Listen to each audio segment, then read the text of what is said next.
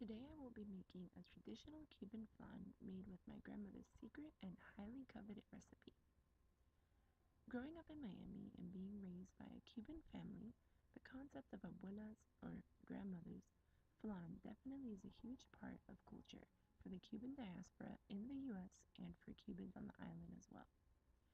As you can see in this picture of a delicious looking flan, and this is my beloved abuela Julia. With that said, I wanted to share a pretty great piece of my Cuban culture with you all today. Additionally, I plan on talking about the economic depression known as the special period that took place in Cuba in the 1990s after the collapse of the Soviet Union and analyze what steps Cuba took to get out of the economic crisis. Meanwhile, noting the effects of this recovery period today. We will begin with some quick facts about Cuba. Cuba is the largest island in the Caribbean basin, and it supports a population of about 11 million people. It has a tropical climate that is similar to Florida's. It is tropical and moderated by trade winds. It has a pretty dry season from November till April and a rainy one from about May to October. As far as terrain, it is mostly flat to rolling hills and has rugged hills and mountains in the southeast region. About 70% of land is arable in Cuba, and as of 2013, 18% of the labor force works in agriculture. About 10% works in industry and 72% in services. Currently, the Cuban government imports between 60% and 80% of their total food. Some major agricultural exports of Cuba are sugar, tobacco, citrus, coffee, rice, potatoes, beans, and livestock. Cuba underwent a communist revolution in 1959. Soon after, there were many reforms that involved nationalizing of many industries. Eventually, that led to an embargo with the United States shortly after, thus driving Cuba to have close relations with the Soviet Union. As far as culture, it is important to note that Cuba is a melting pot. It is composed of all different types of ethnic groups and races due to its long colonial history with Spain, also the history regarding the slave trade, and its close proximity to the Americas. This makes it a breeding ground for a mixture of different cultural traditions, religious practices, and culinary practices. As far as flan, it is believed to have been brought over by the Spaniards and is now considered one of the most popular desserts found on the island. While it is not strictly a local food, the Cuban variety is distinct in its flavors and preparation. Now that you are a bit familiar with Cuba, its history, and flan, let's talk about some of the things that you will need in order to make this delicious recipe. First, you will need a half cup of sugar. You will need 1 whole egg, 5 egg yolks, 1 can condensed milk, 1 can evaporated milk, and 1 teaspoon of vanilla extract. First, pour the sugar into a small, round, deep pan. Then you're going to melt it on the stove at a high temperature until it is golden brown. Be careful because it's hot. In another bowl, mix the whole egg, the yolks, condensed milk, evaporated milk, and vanilla extract. Mix it all together until you have a nice, thick consistency. Then pour the mixture into the pan with the caramelized sugar. Then cover the mixture with aluminum foil because you will be putting it in a bigger, deeper pan that is filled with water up until about the halfway point. Carefully place the smaller pan inside the larger one, filled with water, and set it on the stove for about an hour at medium heat. While we wait for our flan to cook, we will discuss the 6 fixes that helped Cuba survive the economic crisis during the special period of the 1990s, when the Soviet Union collapsed. We also will look at how this time period and the changes that occurred to it still resonate today in Cuba's economy and agricultural production in general. First, Cuba opened its doors to remittances. In 1993, Cuba legalized the holding of foreign currency by its residents. Remittances have become an enormous source for foreign exchange. Last year alone, the Cuban Americans in the U.S. have sent up to $2 billion to Cuba. The average salary for a Cuban is about $10, so remittances raise the standard of living. They also represent significant revenue flows for small entrepreneurs and farmers markets. Secondly, they started encouraging foreign investment. Foreign investment is relatively small, even now, due to the regulatory centralized government. Cuban government appealed to international companies to invest over $8 billion in 246 specific development projects in 2014 alone.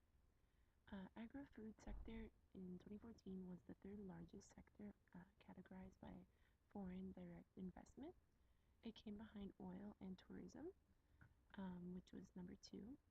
Opportunities in the agro industry include greenhouses for vegetables, hog production, soy producing, confectionery facilities, and dry yeast production.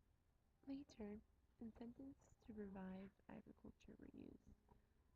During the 90s, due to the economic crisis, Cuba underwent three changes to agricultural policy. One was to redistribute state land to cooperatives and individual farms. Secondly, farms and cooperatives, regardless of size, type, or organization or ownership, were given material incentives to increase production. They were now permitted to sell their surplus on the open market once they have delivered their contracted quota to the state. Third, farmers markets were opened in October of 1994 to bring the surplus produce to consumers in a new legal channel of food supply that complements the state's distribution system. Figures show that 10% of household expenditures are spent, even nowadays, at farmers markets. Oftentimes, these dollars are spent from the remittances that have been sent by family members from outside of the island. This reform also brought about the rise of organoponicas, which are named for their organic growing methods.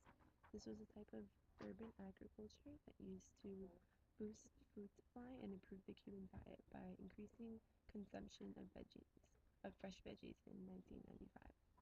Another one of the fixes that occurred during this economic crisis was replacing sugar with tourism. The first 30 years of Cuban socialism, sugar was swapped for Soviet oil at preferential prices. When the Soviet Union fell, the sugar industry took a huge hit because it was highly mechanized and no longer had the resources to stay at the top of the global sugar markets. This was seen in 1989 and 1990 by how Cuba produced about 8.4 million metric tons of sugar, but after the fall of the Soviet Union, that production amount significantly decreased. Now, looking at their 2014 and 15 productions, they produced 1.8 million metric tons, which was a slight increase from the previous year, thanks to some Brazilian investment in the industry. The Cuban government is pursuing a strategy that features reduced sugar production, a search for great efficiency, and attempts to diversify the products derived from sugarcane. Tourism has been offering great comparative advantage in the global economy. To develop this industry, Cuba is working to develop three types of destinations in which foreign direct investors are taking a role in as well. Canada and Mexico are investing in their beach resorts and ecotourism, and the expansion of lines of communication such as internet and phone lines for customer service. Also, Spain is helping develop the centers of colonial architecture, as well as a major tourist site. Tourism has a broad impact on the rest of the Cuban economy. It is the top foreign exchange earner that generates more than half of Cuba's foreign exchange earnings. It supports about 300,000 jobs in tourist sites. These are very coveted jobs because the workers earn dollars. Another fix was the overhauling of state enterprises. The government replaced the material planning with financial planning, meaning that it moved away from the centrally planned allocation of raw material inputs with requirements that enterprises deliver quantities of goods to a practice where profitability is required. The state bureaucracy was reduced from 50 to 31 ministries in the early 1990s, and the remaining ministries were downsized by as much as two-thirds. Also, incentive pay systems were introduced to reward workers' productivity with salary bonuses. Lastly, the Cuban government began to allow small enterprise. In September of 1993, Cuba legalized self-employment in over 150 occupations to provide a new source of employment and a new supply of services in an economy that was hit hard by factories closing and being layoffs. Currently, there are an estimated 500,000 people with state-issued private business licenses for everything from restaurants to nail salons to coffee shops and mechanics. After our flan has been on the heat for about an hour, you're going to take it off, uncover it, and put it inside of the fridge for about another hour.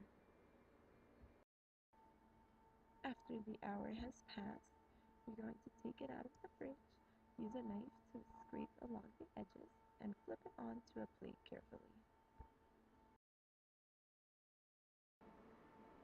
Buen provecho, or enjoy!